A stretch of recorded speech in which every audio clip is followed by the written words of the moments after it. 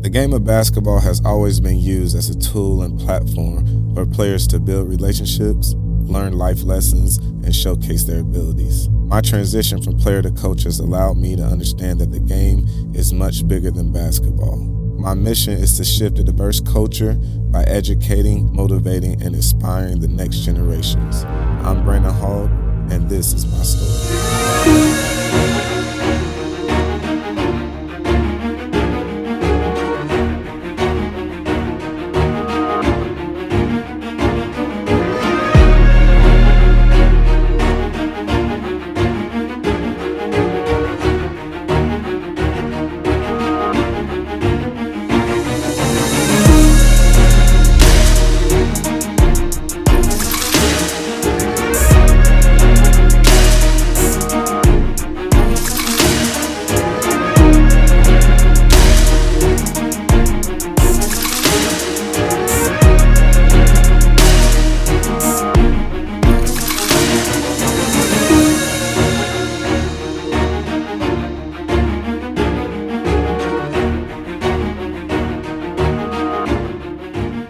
I fell in love with the game of basketball growing up from early childhood, family of 6, competitors and athletes in the household, and I actually got introduced to the game through and1 basketball volume tapes, mixtapes that we had laying around the house, and that's kind of what sparked my love for the game. Maybe 3 or 4 years old, he would get outside and he would shoot the ball and he could really make the baskets, and everyone was just in awe. We continued to follow him and realized that he really had a love for this game. I even found a note once that he had written. He was praying and asking God if he could be at least 6 feet tall so he could play this game. One thing I remember is that the bigger boys always would knock him down. I'd make him come in, sit down, and think about what he's doing, and I would tell him, "You faster, go to the left. If you're short, you have to go underneath, but learn how to shoot on the run. Learn how to use your picks and do a job like that, and that'll spring you loose where you can score even at your size until you get some bigger size." And once he started growing, then he was able to hold his own. He got his weight, he got his knowledge and his understanding on how to deal with the other boys that we had in the family. Definitely intrigued watching my brothers compete, wanting to have that same type of fire and success. And I think once they seen that I fell in love with the game of basketball, they all rallied behind me and kind of pushed me to the next level. First nickname, Lovely. Lovely. So you got hate on one. Where you come up with that one at? Because I told him anytime people ask him his jumper, my jumper be Lovely.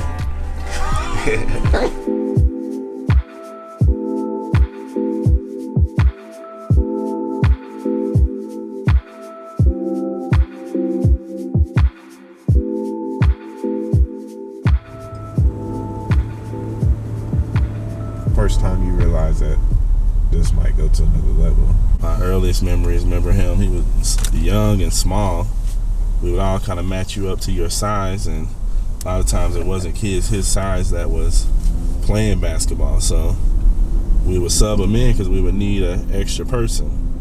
But then we always tried to control this game, like, all right, you on the team, but don't shoot no shots or go into the corner and stuff. And, you know, eventually he would be taking these shots that would be air balls, and we would be like, man, don't shoot that shot. And it was always to the left wing or the right wing, and eventually he started knocking down that shot. Then he got into the and1 mixtapes and learned a few tricks, and I mean, it was just smooth sailing from then. Everybody just seen his talent and knew, you know, he kind of had something special.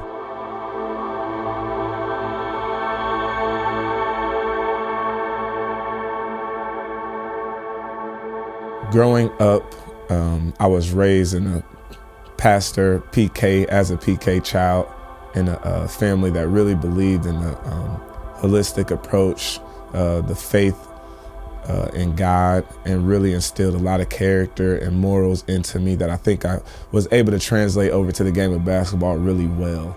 Talk about the benefit of prayer and being just being a spiritual part of the athlete.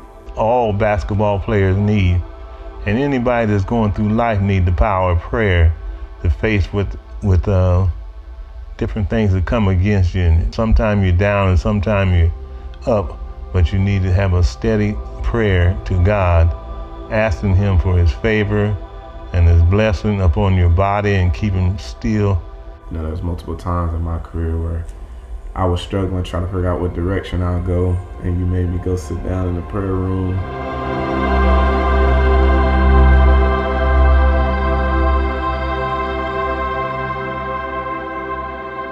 The prayer room is located in the basement of our home, and that's where we would go in and just get on our knees and pray over different situations, and God was able to work it out for us. We got a call the next day after we prayed, and then that started his overseas tour. A call from Germany. It was the prayer, the power of prayer. So I'm really pleased with that. That he learned how to pray, and that God met his need.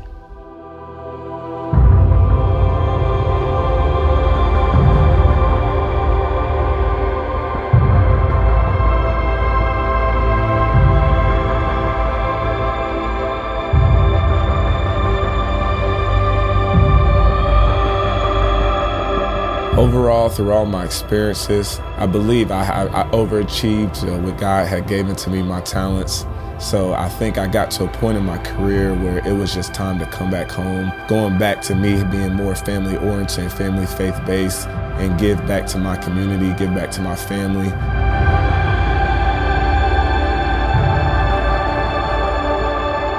What better opportunity to come back and bring the experiences and the love and passion that I have received over the years back to our area, just because I knew it was a need and just wanted to fill the void in this area.